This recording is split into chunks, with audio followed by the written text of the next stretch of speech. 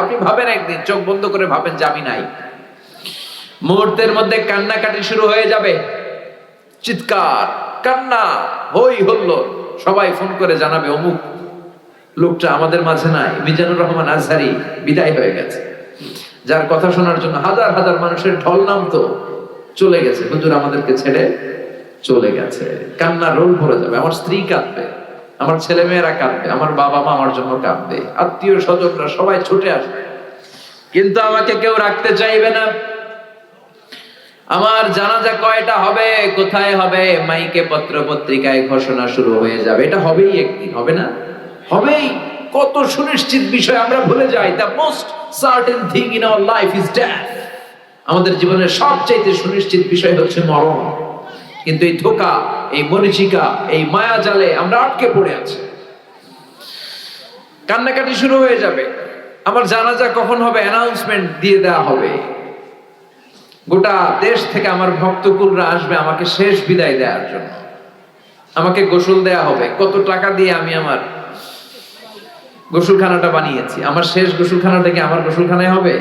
না, যেখানে লাশ ধোয় ওইখানে নিয়ে যাবে আমাকে। আমাকে নেকেট করা হবে, জামা থাকবে না, গোসল দিয়ে সাদা কাপড় দিয়ে আমাকে পেঁচ দেয়া হবে। তারপর যেখানে আমার জানাজা ওইখানে নিয়ে যাওয়া হবে। হাজার হাজার মানুষের ঢল নামবে। শেষ বিদায়, জানাজা। জানাজা শেষে খাটিয়াতে করে আমাকে নিয়ে যাবে কবরস্থানে, ঠিক কিনা? আগে থেকেই কবর খোঁড়া থাকবে, হয়তো হাজার হাজার মানুষ সেখানে যাবে। সব শেষে ওই মাটির কবরে আমাকে নামিয়ে দিয়ে আসবে। The story is ended. ঘটনা শেষ, গল্পটা শেষ। চিল্লা এখন, ঠিক কিনা? এত ভালোবাসা, এত টাকা পয়সা, যশ, খ্যাতি, ক্যারিয়ার কোথায় গেল? রেখে আসা হবে অন্ধকার কবরে। উপরে বাঁশ দিয়ে মাটি চাপা দিয়ে, আর কেউ নাই, অন্ধকার, শুধু অন্ধকার। এই অন্ধকার যেন শেষ হতে চায় না। চিল্লায় বলে, ঠিক কিনা?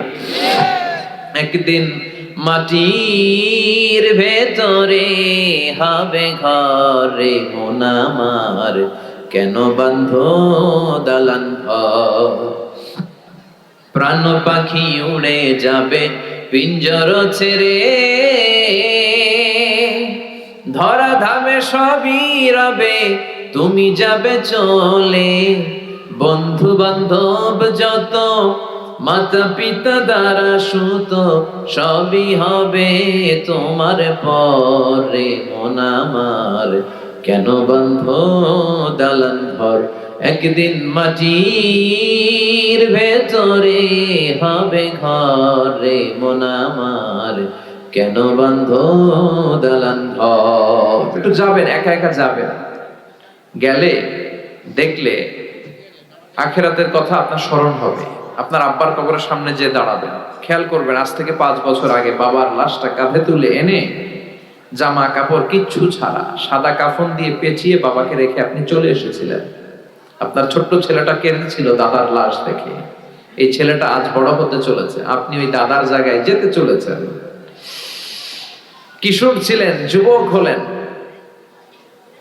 বিয়ে করলেন, হয়ে গেলেন স্বামী, সন্তান হলো, মেয়ে হলো একটা, হয়ে গেলেন বাবা। মেয়েকে বিয়ে দিলে হয়ে গেলেন শ্বশুর। ওই মেয়ের আবার একটা মেয়ে হলো, এবার বলছেন না না, আপনার চ্যাপ্টার শেষ। দাড়ি পাকতে শুরু করেছে, তাই না? চুল আর দাড়ির শুভ্রতা, বয়সের ভার, this is the circle of life. এটাই জীবন। রং ধরা যৌবন জং ধরে শেষ। আজকের তাগড়া যুবক কালকে কুচু বুড়ো, ঠিক কিনা? একটা লাঠি লাগে, বাঁকা হয়ে থাকা লাগে। এগুলো দেখেও মানুষের টনক নড়ে না, খালি বলে আমার সব আমার, আমার এলাকা, আমার ক্ষমতা, আমার দাপট, আমার টাকা। সামনে আসলে কোপায়া খায়া ফেলাম। আসরা নাই? ফেরাউন থেকে শিক্ষা নেওয়া দরকার। সর্দি হয় নাই, কাশি হয় নাই, কোনোদিন জ্বর হয় নাই, ওই ফেরাউনের বাচ্চাও পৃথিবীর বুকে বাঁচতে পারে নাই। চিল্লায় বলেন, ঠিক কিনা? পৃথিবীতে কেউ তো স্থায়ী হয় না, হোক না সে ফেরাউন কিবা নামরুদ। কেউ ভাবে চিরদিন রয় না, কেউ ভাবে চিরকাল রয় না। পৃথিবীতে কেউ তো স্থায়ী হয় না, হোক না সে ফেরাউন কিবা নামরুদ, কেউ ভাবে চিরদিন রয় না, কেউ ভাবে চিরকাল রয় না। চিল্লায় বলেন ঠিক কিনা? কেউ থাকবে না। এই ভাবার, এই চিন্তার সময়টুকু কি আমাদের আছে? আমরা এগুলো চিন্তাই করি না।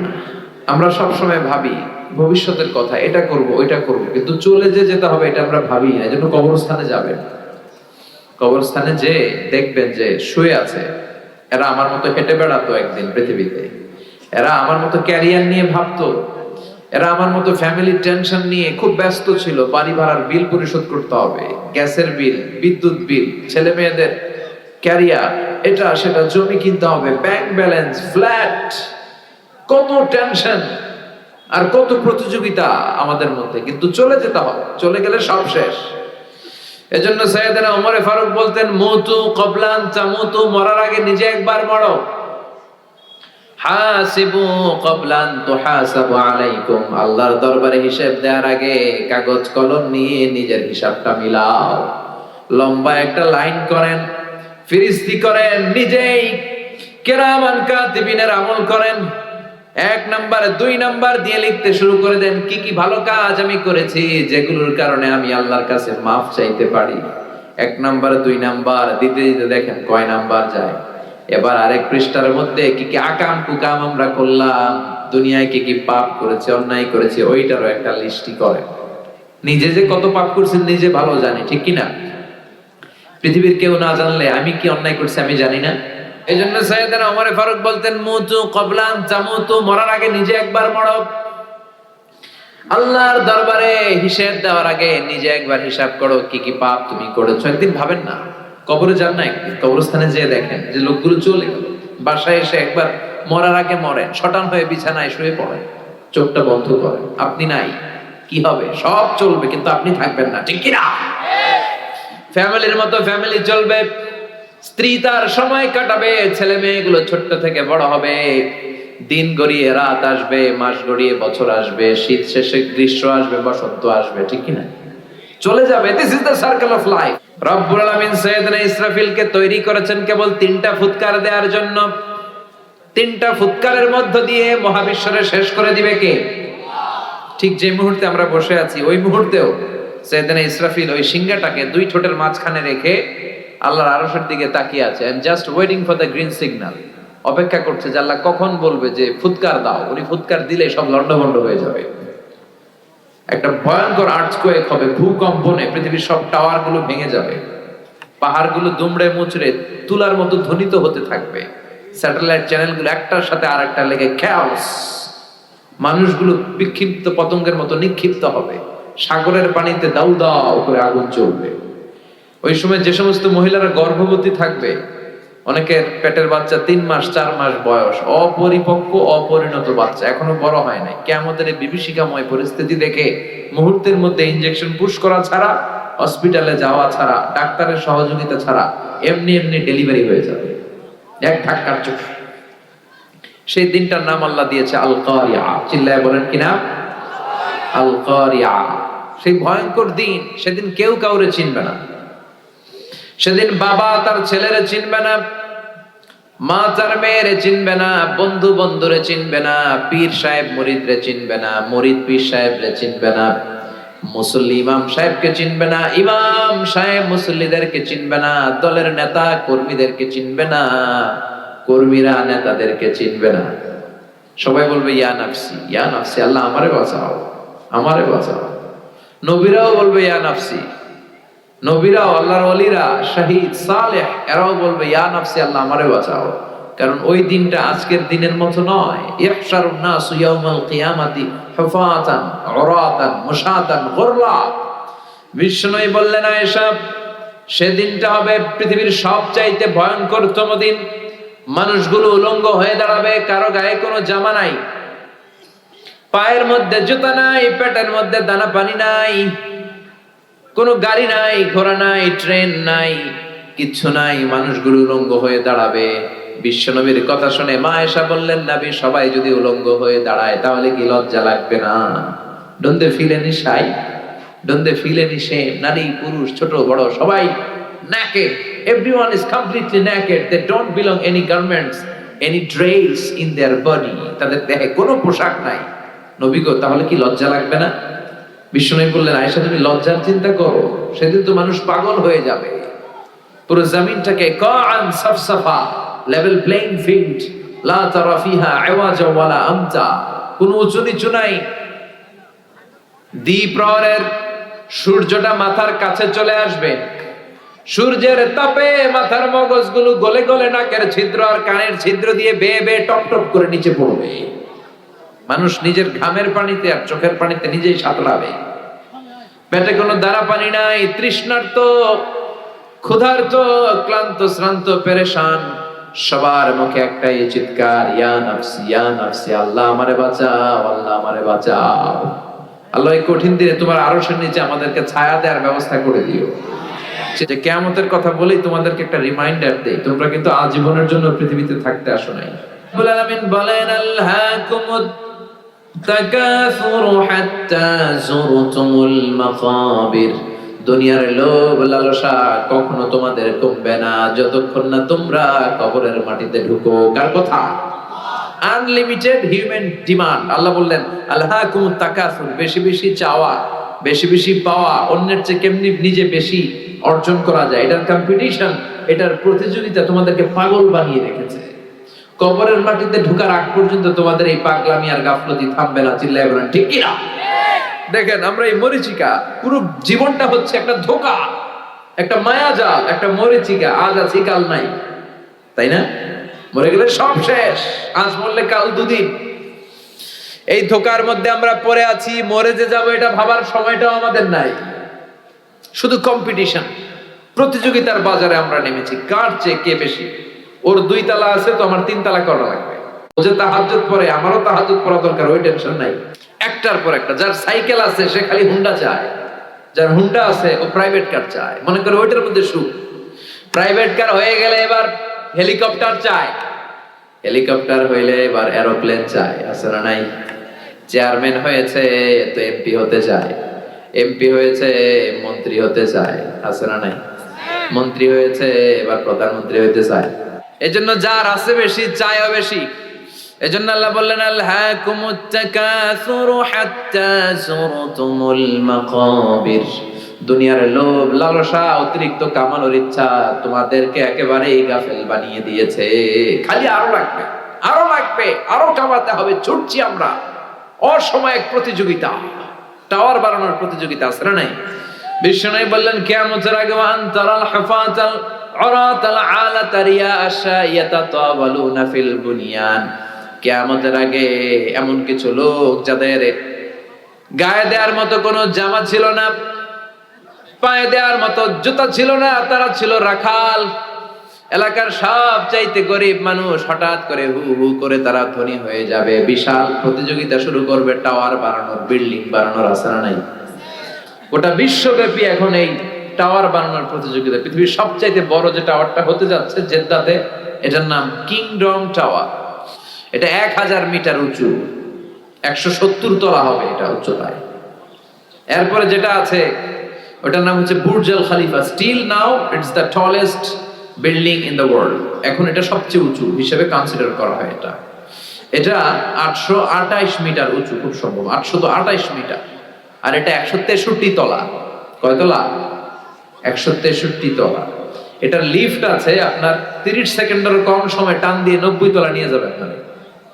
সুবহানাল্লাহ কইতে পারলেন না?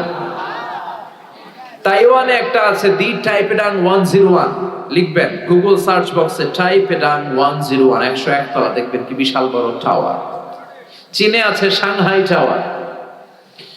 কাবা ঘরের পাশে একটা আছে জমজম টাওয়ার, মক্কার রয়্যাল ক্লক টাওয়ার বলে। মিজান ভাই দেখে এসেছেন এবার, 120 তলা উঁচু বিশাল টাওয়ার। কুয়ালালামপুরে একটা আছে দি প্যাট্রোনাস টুইন টাওয়ার। কিয়ামতের দিন আল্লাহ যখন পৃথিবীটার একটা ঝাঁকুনি মারবে, একটা ঝাঁকুনি যখন দিবে, এই টাওয়ার একটাও টিকবে? চিল্লায় বলেন টিকবে? ইযা যুলজিলাতিল আরদু জিলজালাহা ওয়া আখরাজাতিল আরদু আসফালাহা। আল্লাহ যখন পৃথিবীটাকে ধরে কাঁপিয়ে দিবে, সব টাওয়ার গুলো ভেঙে খান খান হয়ে যাবে, ঠিক কি না?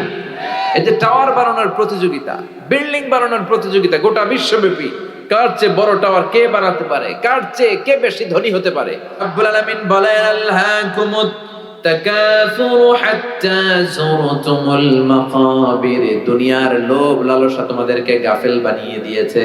তোমাদের এই গাফলতি, তোমাদের এই অবহেলা, তোমাদের এই লোভ কোনোদিন থামবে না যতক্ষণ না তোমরা কবরের বাড়িতে ঢুকো। কার কথা? কবরে ঢুকার আগ পর্যন্ত আমাদের এই গাফলতি কমবে? চিল্লায় বলেন কমবে? কবরে ঢুকার আগ পর্যন্ত আমাদের এই গাফলতি কমবে না। ইসলাম অর্থ উপার্জনে নিষেধ করে না। অর্থ আপনি উপার্জন করতে পারেন, কিন্তু অর্থের লোভ অন্তরে স্থান দেওয়া যাবে না। অন্তরে স্থান থাকতে হবে একজনের। চিল্লায় বলেন তিনি কে? অন্তরে ভয় থাকবে কার? যাদের হৃদয়ে আছে আল্লাহর ভয়, তারা কবু পথ ভুলে যায় না। আল্লাহর প্রেম ছাড়াই দুনিয়া কারো কাছে কোনো কিছু চায় না। রাতের আধারে যারা সেজদাতে রয়, দু চোখের স্রোতে নদী যেন বয়। ছলনার হাতছানি যতই আসুক, পেছনে ফিরেও সে তাকায় না। যাদের হৃদয়ে আছে আল্লাহর ভয়, তারা কবু পথ ভুলে যায় না। আল্লাহর প্রেম ছাড়াই দুনিয়ায় কারো কাছে কোনো কিছু চাই না, কারো কাছে কোনো কিছু চাই না। চিল্লায় বলেন ঠিক কিনা? এজন্য অন্তরের ভেতরে অর্থকে স্থান দেয়া যাবে না। অর্থ ছাড়া, টাকা ছাড়া, পয়সা ছাড়া দুনিয়ায় চলা যায় না। এটা হাতের মধ্যে রেখে দিতে হবে, কিন্তু অন্তরে বসাইতে হবে একজনের ভয়। তিনি কে? আল্লাহর ভয় বসাতে হবে অন্তরে। এজন্য দুনিয়াটা এটা ক্ষণিকের দুনিয়া। দুনিয়ার উদাহরণ হচ্ছে 3টা লাশ আর 4টা স্বর্ণের টুকরার মতো। 3টা লাশ আর স্বর্ণের টুকরা 4টা। আওয়াজ করে বলেন লাশ কয়টা? স্বর্ণের টুকরা কয়টা? লাশ কয়টা? আর স্বর্ণের টুকরা? বনি ইসরায়েলের সময়ে 3 বন্ধু কর্মসংস্থানের জন্য বেরিয়েছে, তারা কাজ করবে। পথিমধ্যে তারা গুপ্তধন পেয়েছে। কি গুপ্তধন? 4টা বড় বড় স্বর্ণের চাকা পেয়ে 3 বন্ধু তো মহা খুশি, পাইছি, এমন জিনিস পাইছি আজীবন খাইলেও শেষ হবে না। তো 3 বন্ধু বলে স্বর্ণের চাকাগুলোকে আমরা ভাগাভাগি করে নিব। তার আগে এক কাজ করি, প্রচন্ড ক্ষুধা লেগেছে। একজনকে পাঠাইছে তুই বাজারে যা, বাজারে যেয়ে কিছু রুটি কিনে নিয়ে আয়। ওই রুটিগুলো ভাগ করে আমরা খাই, তারপরে স্বর্ণ ভাগাভাগি করি। তো ওরে রুটি আনতে পাঠিয়ে 2 বন্ধু প্ল্যান করতেছে এক কাজ করি, যেটারে রুটি আনতে পাঠাইলাম ওটারে যদি মাইরা ফেলতে পারি তাহলে তো আর ভাগাভাগির কোনো ঝামেলা নাই। আমরা 2 জন, স্বর্ণের চাকা 2টা, 4টা, তুই পাবি 2টা, আমি পাবো 2টা। আর যেটা রুটি আনতে গেছে ওইটা মনে মনে ভাবে রুটির মধ্যে যদি 20 মাখায় নিতে পারি। কি মাখায়া? 20। তাহলে তো এই 2টা খাইয়া শেষ, 4টাই আমার। সে 20 মাখায় নিয়ে আসছে, আর এই 2 জন মিলে ওইটারে ধইরা মাইরা শেষ, ভর্তা বানায় ফেলছে। এবার 2 জন বলে ওইটার মারতে অনেক কষ্ট হয়েছে, একটা কাজ করি, আগে রুটি খাইয়া লই, তারপরে আমরা ভাগ করবো। তুই নিবি 2টা, আমি নেব 2টা। ব্যাগের ভেতর থেকে রুটি খাইয়া এই 2টাও শেষ, এই 2টাও নাই। 3টা লাশ পড়ে আছে আর 4টা স্বর্ণের টুকরা পড়ে আছে। এটাই হচ্ছে দুনিয়া। চিৎকার করে বলেন ঠিক কিনা? এই দুনিয়া এমন দুনিয়া, এই দুনিয়ায় কেউ থাকতে আসে নাই, সবাই চলে যাবে। দাদা চলে গেল, বাবা চলে গেল, আপনি বোধহয় যাবেন না। যাবেন? আপনি যাওয়া লাগবে না? চলে যাওয়া লাগবে। আপনার ছেলেটা বোধহয় যাবে না, না? আচ্ছা, আপনার স্ত্রীর গর্ভে 4 মাসের বাচ্চা, ওইটা যাবে? কিভাবে? ওটা তো আসেই নাই, যাবে কেমনি? আসবে, আসবে যতদিন হায়াত পাওয়ার পাবে, তারপরে যাবে। চিল্লায় বলেন ঠিক কিনা? মরতে আপনাকে হবেই। মানুষের জীবনের সবচেয়ে ভয়ঙ্করতম অভিজ্ঞতার নাম মৃত্যু। এটা জীবনের সর্বোচ্চ ভয়ঙ্কর অভিজ্ঞতা। এই মরতে যে কেমন লাগে কেউ বলে যেতে পারে না। আপনার আব্বা বলে যেতে পারছিল যে মৃত্যুর কষ্টটা এমন? কেউ বাঁচবে না একজন ছাড়া। চিল্লায় বলেন তিনি কে? কুল্লু মান আলাইহা ফানি ওয়া ইয়াবকা ওয়াজহু রাব্বিকা যুল জালালি ওয়াল ইকরাম ফাবিআইয়ি আলাই রাব্বিকুমা তুকাযযিবান। এই পৃথিবীতে কেউ বেঁচে থাকবে না, সব মরে যাবে। মরবে না একজন, তিনি কে? সবাই মরে যাবে। মালাকুল মাউত একের পর এক সবার রূহ কবজ করে ফেলবে। মানুষ মারবে, জিন মারবে, প্রাণী মারবে, মৎস্যকুল মারবে, সব শেষ। আল্লাহ বলবেন মালাকুল মাউত কি করছো? কয় সব মারছ। কে বাকি? বলবে শুধু ফেরেশতারা বাকি। আল্লাহ বলবেন যাও মালাকুল মাউত ফেরেশতাদের রূহ কবজ করে ফেলো। সবগুলো ফেরেশতার রূহ কবজ হয়ে যাবে। আল্লাহ মালাকুল মাউতকে ডেকে বলবে আখবিরনি মাইয়া বাকা, এবার কে কে বেঁচে আছে বলো। মালাকুল মাউত বলবে আল্লাহ কেউ বেঁচে নাই, শুধু 4 জন ফেরেশতা ছাড়া, জিব্রাইল, ইসরাফিল, মিকাইল আর আমি আজরাইল। আল্লাহ বলবেন যাও জিব্রাইলের রূহ কবজ করো, ইসরাফিলের রূহ কবজ করো, মিকাইলের রূহ কবজ করো, সবার রূহ কবজ হয়ে যাবে। এবার আল্লাহ বলবেন আখবিরনি মাইয়া বাকা, কে কে বেঁচে আছে বলো। মালাকুল মাউত বলবে আল্লাহ আপনার কথা মতো কেউ নাই, জিব্রাইল নাই, ইসরাফিল নাই, মিকাইল নাই, মহাবিশ্বে কেউ নাই আমি ছাড়া, খালি আমি আর আপনি। আপনি তো আল হাইয়ুল কাইয়ুম, শাশ্বত চিরঞ্জীব, আপনি তো মরবেন না আল্লাহ, আমি আছি খালি, এবার আমি কি করব? আল্লাহ বলবে এবার তুই মর। আল্লাহ কি বলবেন? কথা বলেন, মত ইয়া মালাকাল মাউত, হে মৃত্যুর ফেরেশতা এবার তুই একটু মর, তুই মর। এটা শুনে মালাকুল মাউত ভয় পেয়ে যাবে, কাঁপতে শুরু করবে, তার কাঁপুনি ছুটে যাবে, কাঁপতে কাঁপতে খিঁচুনি এসে যাবে। আল্লাহ বলবেন কেঁপে লাভ নাই, মরতে তোমাকে হবে। এই দুনিয়াতে যারা একবার আসার সুযোগ পেয়েছে তাদের জন্য মৃত্যুকে অবধারিত করে রেখেছে কে? কুল্লু নাফসিন যায়িকাতুল মাউত, সবাইকে মরতে হবে, তোমাকেও মরতে হবে। যাও জান্নাত জাহান্নামের মাঝ বরাবর দাঁড়াও। মালাকুল মাউত জান্নাত জাহান্নামের মাঝ বরাবর দাঁড়াবে। আল্লাহ বলবে মুত ইয়া মালাকাল মাউত, মর, মরে যা। মালাকুল মাউত বিকট একটা চিৎকার মেরে জান্নাত জাহান্নামের মাঝ বরাবর দাঁড়িয়ে মরে যাবে। এবার আর কেউ নাই, বিকট সে চিৎকার। বিশ্বনবী বলেছেন মালাকুল মাউতের সেদিনকার চিৎকারটা এত ভয়ঙ্কর হবে, সেই চিৎকারের আওয়াজ যদি দুনিয়ার মানুষেরা শুনতো তাহলে কিয়ামত সংগঠিত হওয়ার জন্য আলাদা করে ইসরাফিলের সিংহায় ফুৎকার দেওয়ার কোনো দরকার হতো না। ওই আজরাইলের মৃত্যুর কষ্টের চিৎকারের আওয়াজ শুনে কানের পর্দা ফেটে সবগুলো মানুষ লাশ হয়ে জমিনে পড়ে যেত। এবার মালাকুল মাউত নাই, ডানে কেউ নাই, বাঁয়ে কেউ নাই, সামনে কেউ নাই, উপরে কেউ নাই, পিছনে কেউ নাই, মহাবিশ্বে আর কেউ নাই। একজন ছাড়া, জোরে বলেন তিনি কে?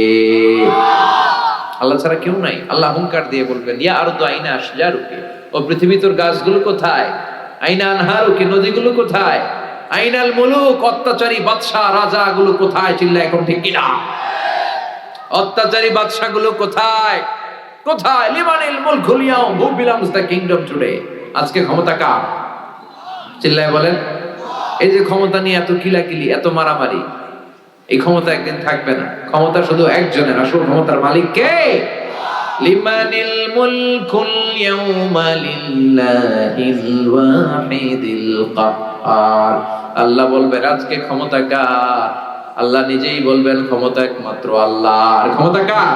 আলহাকুমুত তাকাসুরু হাত্তা যুরতুমুল মাকাবির, তোমাদের গাফলতি কোনদিনের জন্য কমবে না যতক্ষণ না তোমরা কবরে ঢুকো। এই যে চাই চাই আরো লাগবে, এটা কমবে না। খেয়াল করে শুনেন, বিশ্বনবী বললেন লাউ আন্না লিকুল্লি ইবনি আদম ওয়াদিয়ান মিন যাহাব, পৃথিবীর প্রত্যেকটা মানুষকে যদি আল্লাহ একটা করে স্বর্ণের পাহাড়ের মালিক বানিয়ে দেয়, তারপরেও প্রতিটা মানুষ আরেকটা করে স্বর্ণের পাহাড়ের মালিক হওয়ার চেষ্টা করবে। একটা স্বর্ণের পাহাড় আমার 14 পুরুষ খাইয়া বেচা শেষ করতে পারবো, তো আরেকটা দিয়ে আমি কি করবো? স্বভাব আরো লাগবে আমার, আরো দাও, আরো দাও আল্লাহ, আরো খাবো। খাইতে পারে দূর এতগুলা নেই, এরকম টাকায় তাছাড়া নাই। এজন্য কবরে যাওয়ার আগ পর্যন্ত আমাদের এই মাতলামি থামবে না, আমাদের এই লোভ লালসা কমবে না, আমাদের অবহেলা কমবে না। কবরে আমাদেরকে যেতে হবে, কবরের প্রস্তুতি নিতে হবে, ঠিক কিনা? কবরে যাওয়ার মাধ্যম হচ্ছে মৃত্যু। মৃত্যু ছাড়া কবরে যাওয়া যায়? যাওয়া যায় না। এই মৃত্যু একটা ভয়ঙ্কর অভিজ্ঞতা। বলছিলাম মুমিন বান্দার কাছে মালাকুল মাউত আসে একজন সুন্দর সুশ্রী যুবকের আকৃতিতে। কিসের আকৃতিতে? ধবধবে সাদা জুব্বা পরে সুন্দর যুবকের সুরাতে এসে আপনার মাথার শিয়রের সামনে মালাকুল মাউত বসবে। বসে বলবে ইয়া আইয়াতুহান নাফসুত তাইয়্যিবা, ইয়া আইয়াতুহান নাফসুল মুতমাইন্না, হে প্রশান্ত আত্মা বের হয়ে আসো আপনার রূহ নেয়ার জন্য। হানুত মিন হানুতিল জান্নাহ, কাফান মিন আকফানিল জান্নাহ, জান্নাতের সাদা কাফনের কাপড় নিয়ে আসবে। ও প্রশান্ত আত্মা, উখরুজি ইলা মাগফিরাতিল্লাহ ওয়া রিদওয়ানিল্লাহ, আল্লাহর ক্ষমা, আল্লাহর দয়ার দিকে রূহটা বের হয়ে আসো। বলার সাথে সাথে আপনার রূহ বের হয়ে আসবে স্মুথলি। মুমিনের রূহ বের হবে স্মুথলি। আর কাফিরের কাছে মালাকুল মাউত আলা আখবাসি মা ইয়াকুন, যত নিকৃষ্ট চেহারা হতে পারে, যত নিকৃষ্ট কাপড় হতে পারে, যত দুর্গন্ধযুক্ত দেহ হতে পারে, এরকম ভয়ঙ্কর একটা চেহারা নিয়ে আসবে। মুমিনের কাছে যেমনি ভদ্রভাবে মাতার সামনে বসে, কাফেরের সামনে এমনি বসবে না। কাফেরের সামনে এসে মালাকুল মাউত একটা ত্রাস তৈরি করবে, ভয়ঙ্কর ত্রাস, ধমক দিবে। ধমক দিয়ে বলবে, উখরুজি ইয়া আইয়াতুহান নাফসুল খাবিসা, হে পাপাত্মা বেরো।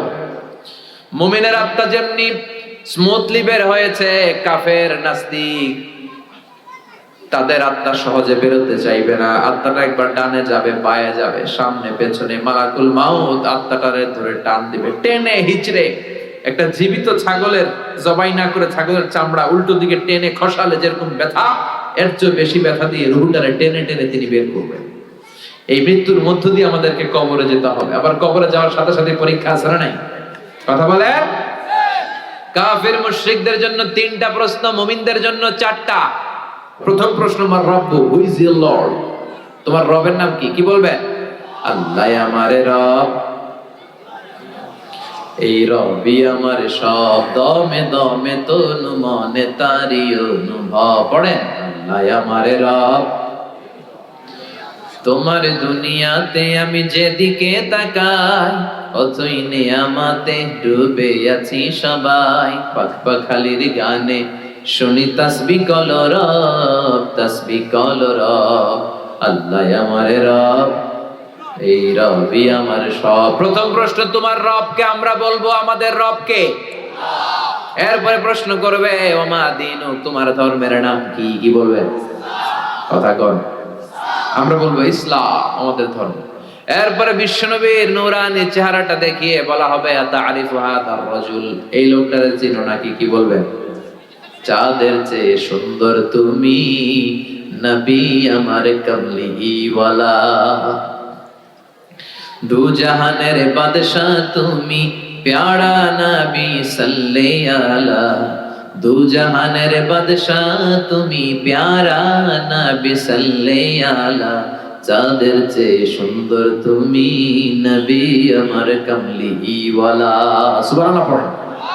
আমরা বলবো, চিনি মানে উনি আমার কামলিওয়ালা নবী, যেই নবীর জন্য আমাদের প্রাণ, যেই নবীর জন্য আমাদের জান আর ভালোবাসা। এই নবীর সব সুন্নত আমরা দুনিয়ায় মানতাম, শুধু মিষ্টি খাওয়ার সুন্নত মানি নাই। মায়ের খাওয়া যে সুন্নাত, এটাও দুনিয়ায় আমরা মেনেছি। চিল্লায় বলেন ঠিক কিনা? এই নবীর জন্য আমরা সব করতাম, সব পালন করতাম। এটা আমাদের নবী। 3টা প্রশ্নের ঝটপট উত্তর আপনি দিয়ে দিলেন।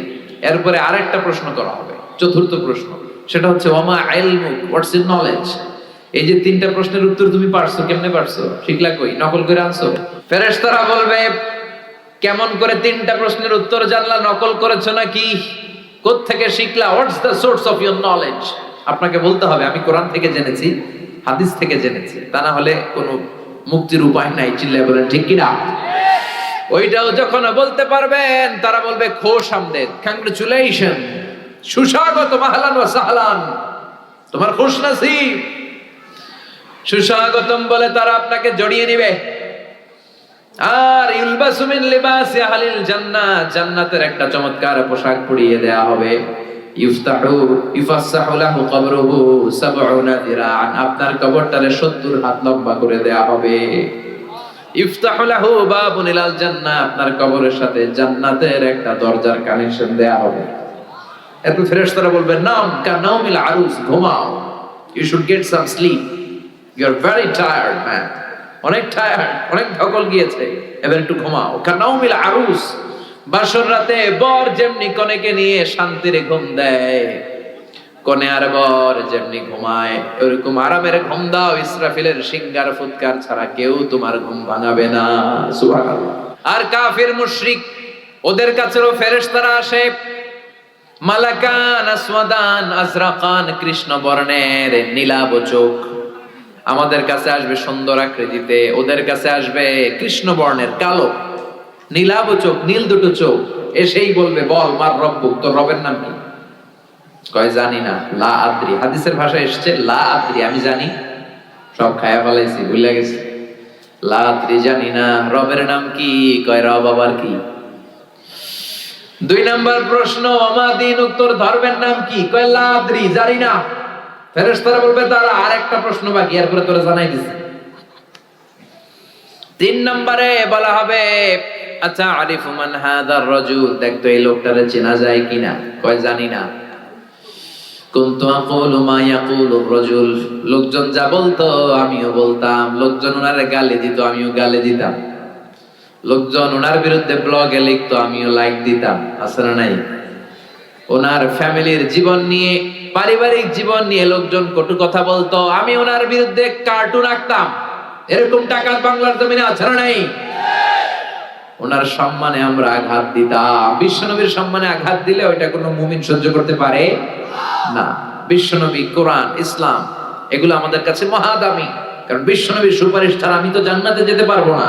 তাই ওই নবীর বিরুদ্ধে কথা বললে ওরা ছাড় দেওয়া হবে না। চিল্লা এখন ঠিক কিনা? চিনো কিনা এই লোকটারে? চিনো কিনা? চিনি না। সবাই গালি দিত, আমিও গালি দিতাম। ফেরেশতারা বলবে লা দারাইতা ওয়ালা তালাইতা, তুই তো কিচ্ছু পারলি না, তুই লাড্ডু গুড্ডু। তুই কি লাড্ডু গুড্ডু বোঝেন? মানে ফেল, তুই তো ডবল জিরো পাইলি। ফায়ুত্রাখু বিমাতারিকা মিন হাদিদ, এবার লোহার হাতুড়ি দিয়ে ওরে পিটানো শুরু করা হবে, পিটিয়ে ওর মাসলগুলো থেতলে ফেলা হবে। ওয়ায়ুকালু লিল আরদি ইলতাইমি, কবরের 2 পাশের মাটিকে বলা হবে চাপ দাও। 2 দিক থেকে এমন ভাবে ওর চারিপাশে চাপ দেয়া হবে, তাখতালিফা আদলাউহু, ওই চাপের চোটে ওর ডান পাশের পাজরের হাড়টি বাম পাশে চলে আসবে, বাম পাশের পাজরের হাড়টি ডান পাশে ঢুকে যাবে। হাত্তা সা, কিয়ামত পর্যন্ত এরকম চাপাচাপি আর হাতুড়ের বাড়ি চলতে থাকবে। নাউজুবিল্লাহ পড়েন। ওই কবরে আমাদেরকে যেতে হবে। চিল্লা এখন ঠিক কিনা? এজন্য আল্লাহ বললেন আল্লাহকুমুত তাকাসুরু হাত্তা যুরতুমুল মাকাবির, তোমাদের লোভ লালসা কশিন কালে কন্যা তোমরা কবরে ঢুকবা। এজন্য কবর জিয়ারত করবেন, এটা সুন্নাত। বিষ্ণু বলেছেন নাহাইতুকুম আন জিয়ারাতিল কুবুর, আমি কবর জিয়ারত করতে নিষেধ করেছি একটা সময়, কিন্তু আলআনা ফাজুরুহা, এখন সমস্যা নাই, এখন জিয়ারত করো। ফাইন্নাহা তুযাক্কিরুল আখিরা, কারণ কবর জিয়ারত করলে আখিরাতের কথা স্মরণ হয়। ঠিক কি না? কিন্তু কবরে যে কিছু চাওয়া যাবে? চাইবেন কার কাছে? মানত করা যাবে? কথা বলেন। লাল শালু দিয়ে আসা যাবে? মশারি দিয়ে আসা যাবে? অনেক লোক মাজারের উপরে মশারি টাকায়, আর ওর বাবার ডেঙ্গু জ্বর। ওর বাপের কি? মশা কামড়াইয়া ডেঙ্গু জ্বর ওর বাপের, আর ও মাজারে যে মশারি দেয়। এরকম বেয়াদব আছে না নাই? মাজারে মশারি, আগরবাতি, লাল শালু এগুলো কিচ্ছু দিবেন না, কারণ মাজারে পড়ে থাকা লোকটার কিছুই দরকার নাই। ঠিক কিনা? দরকার জেতা মানুষের আঙ্গুরে দিবেন। এই ছোট ছোট ছেলে মেয়েরা যারা ঘরে ইলেকট্রিসিটির অভাবে পড়তে পারেন, এদেরকে মোমবাতি দেন, এদেরকে বই কিনে দেন, তাহলে আপনার আব্বার কবরটারে নুরানি বানায় দিবে কে? মাজারে যে টাকা দেয়া যাবে? পড়ে থাকা লোকটার টাকার দরকার আছে? যে মরে গেছে ওর তো শেষ, ও টাকা দিয়ে কি করবে? কথা কি বুঝতে পেরেছেন? এজন্য কবর জিয়ারত করব, কিন্তু কবর কেন্দ্রিক কোনো ভণ্ডামি সাথে ইসলামের কোনো সম্পর্ক। মাজার কেন্দ্রিক ভণ্ডামি বাংলাদেশে আছে না নাই? সারা বছরে একদিন গোসল করে, ওই গোসলের পানি মুরিদরা খাইয়া সাবার করে ফেলে। আছে না নাই? এগুলো ভণ্ড। এগুলো কি? ছাইড়া দে ভণ্ডামি, দোদেল বান্দা কালমা চোর, না পায় শ্মশান না পায় ঘোর, দিন থাকিতে আয়রে পথে ছাইড়া দে ভণ্ডামি, ভণ্ডামি ভণ্ডামি ভণ্ডামি, ছাইড়া দে ভণ্ডামি। ঠিক কিনা? নামাজ কালাম পড়ে না, ইবলিশ শয়তানের নানা। আছে না? নামাজ রোজা করে না, ইবলিশ শয়তানের নানা, ধর্মের একখান খুঁটি ধইরা কয়দিন করবা হয়রানি, ভণ্ডামি ভণ্ডামি ভণ্ডামি, ছাইড়া দে ভণ্ডামি। চিল্লায় বলেন ঠিক কিনা? এগুলোর সাথে ইসলামের কোনো সম্পর্ক। এজন্য আল্লাহ বলেন আল্লাহকুমুত তাকাসুরু হাত্তা যুরতুমুল মাকাবির, কবরের যাওয়ার আগ পর্যন্ত তোমাদের টনক নড়বে না। কাল্লা সাউফা তা'লামুন সুম্মা কাল্লা সাউফা তা'লামুন, যখন কবরে ঢুকবা তখন বুঝবা, অচিরেই বুঝবা। তখন শুরু হবে ফাইনাল খেলা। তখন কি খেলা? তখন আসল বিচার হবে। যে বিচার দুনিয়াতে তোমরা পাও নাই, ওই বিচার হবে, ঠিক কিনা? দুনিয়াতে কত মানুষের লাশ নালার ভেতরে, ডোবার ভেতরে পাওয়া যায়, হাত বেঁধে পা বেঁধে হত্যা করা হয়েছে, গুম করা হয়েছে, আছে না নাই? এগুলোর বিচার হয়তো দুনিয়ায় হয় নাই। ধর্ষিতা হয়েছে অনেক মা, দুনিয়াতে বিচার হয় নাই, কিন্তু আল্লাহর দরবারে সবগুলো বিচার আছে না নাই? আল্লাহ বললেন কাল্লা সাউফা তা'লামুনা সুম্মা কাল্লা সাউফা তা'লামুন, অচিরেই তোমরা বুঝতে পারবা মরণের কি জ্বালা, মরণের পরের জগৎ সম্পর্কে জানতে পারবা। কাল্লা লাউ তা'লামুনা ইলমাল ইয়াকিন, নিশ্চিত ভাবে তোমরা জানবা ইলমুল ইয়াকিন, আইনুল ইয়াকিন, হাক্কুল ইয়াকিন। ইলমুল ইয়াকিন মানে সব মানুষ মরে, এটা আমি জানি, এটা ইলমুল ইয়াকিন। আর আইনুল ইয়াকিন মানে হচ্ছে মানুষ আমার সামনে একজন মারা গেল দেখলাম, এটা আইনুল ইয়াকিন। আর হাক্কুল ইয়াকিন নিজেই মরে গেল, এটা হচ্ছে হাক্কুল ইয়াকিন, ঠিক কি না? আল্লাহ বললেন লা তারাবুন্নাল জাহিম, সেদিন তোমরা জাহিম দেখবা। দুজকের 7টা স্তরের একটার নাম জাহিম, একটার নাম কি? আল্লাহ দুজক থেকে আমাদেরকে বাঁচাও। জোরে পড়েন আমিন। বিষ্ণু বলছেন আল্লাহুম্মা ইন্না নাসআলুকাল জান্নাতা ওয়া নাউযু বিকা মিনান নার, আল্লাহ তোমার কাছে আমরা জান্নাত চাই, জাহান্নাম থেকে পানাহ চাই। পড়ে না আমিন। দুজকের আগুন আর দুনিয়ার আগুন তো একরকম না, কথা কন। এই যে দুনিয়ার আগুন দিয়ে যে রান্নাঘরে রান্না করেন, এই আগুন জাহান্নামের আগুনের 70 ভাগের 1 ভাগ। দুনিয়ার আগুনের চেয়ে জাহান্নামের আগুন 70 ভাগ বেশি তেজ জ্বালা। পড়েন নাউযুবিল্লাহ। আল্লাহ এটা থেকে আমাদেরকে বাঁচাও। সুম্মা লাতারাবুন্নাহা আইনাল ইয়াকিন সুম্মা লাতুসআলুন্না ইয়াওমাইযিন আনিন নাঈম। আল্লাহ বললেন দুনিয়ায় যত নিয়ামত তোরা ভোগ করলি, সবগুলো নিয়ামতের ব্যাপারে আমি আল্লাহ তোদেরকে ধরবো। যত নিয়ামত আল্লাহ দিয়েছে ধরবে কে? কথা বলে, একটার পর একটা হিসাব চাইবে। এই যে আপনার জীবন, এই জীবনকে কোন কাজে লাগিয়েছেন? 5টা প্রশ্নের উত্তর দেওয়া ছাড়া আমরা কেউ কিয়ামতের দিন পা নাড়াতে পারবো না। কয়টা? জোরে বলেন, সবাই বলে। 1 নম্বরে আন হায়াতিহি ফিমা আফনা, জীবনটা কোন কাজে লাগিয়েছ? ইসলামের পক্ষে কাজে লাগিয়েছ নাকি ইসলামের বিপক্ষে কাজে লাগিয়েছ? কোরআনের পক্ষে কাজে লাগিয়েছ নাকি মন মতো কোরআনের আয়াত বানিয়েছ? এরকম ডাকাইত আছে না নাই? এখন কোরআনের আয়াত বানায়, কি করে? গলার মিষ্টি সুর দিয়ে নিজের মন মতো কোরআনের আয়াত বানায়, আর বলে কিভাবে তেলাওয়াত করতে হয় দেখে নি। আছে না নাই? এই ফিতনা থেকে আল্লাহ বাঁচাও। আওয়াজ করে পড়েন আমিন। জীবনটা কোন কাজে লাগিয়েছ? 1 নাম্বার প্রশ্ন, আপনাকে হিসাব দিতে হবে পাই টু পাই।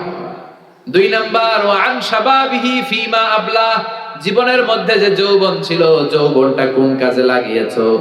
যৌবনে নামাজ পড়েছো নাকি মুসল্লিদেরকে পিটাইছো? ঠিক কি না? যৌবনে ইসলামের পক্ষে লিল্লাহি তাকবীর আল্লাহু আকবার স্লোগান দিয়েছো নাকি শাহবাগের মঞ্চে গিয়ে ভাষণ দিয়েছো? আছে না নাই? যে ঈমান প্রয়োজনে জ্বলে ওঠে না, যে ঈমান সত্য ন্যায়ের কথা বলে না। সত্য আর ন্যায়ের পক্ষে থাকার দরকার আছে না নাই?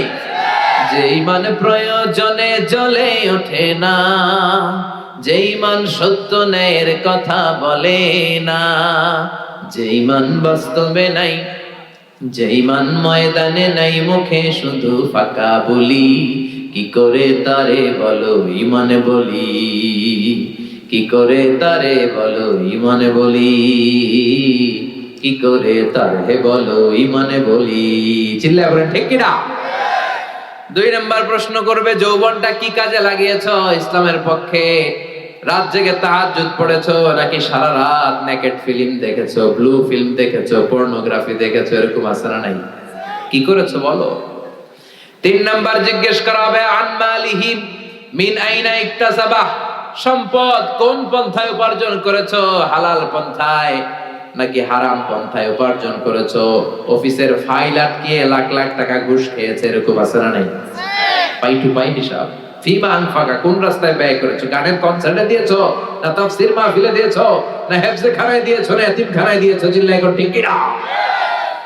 5 নাম্বার প্রশ্ন, যতটুকু কোরআন আর হাদিস থেকে জানার চেষ্টা করেছো ততটুকু মেনেছো কিনা? এই 5টা প্রশ্নের উত্তরের দরকার আছে না নাই? 5টা প্রশ্নের উত্তর পাই পাই আল্লাহ আমাদের কাছ থেকে বুঝে নিবে। আমরা এই কঠিন বিপদের দিনের জন্য এই প্রশ্নগুলোর উত্তর করতে পেরে আল্লাহ তুমি তৌফিক দাও। আর জোরে বলেন আমিন। আমরা মরার আগে যেন আরেকবার মরতে পারি। মরার আগে একবার মরা যাবে না? মরার আগে সোজা হওয়া যাবে না? মরলে তো সোজা হবেই, এর আগেই চলেন সোজা হয়ে যায়।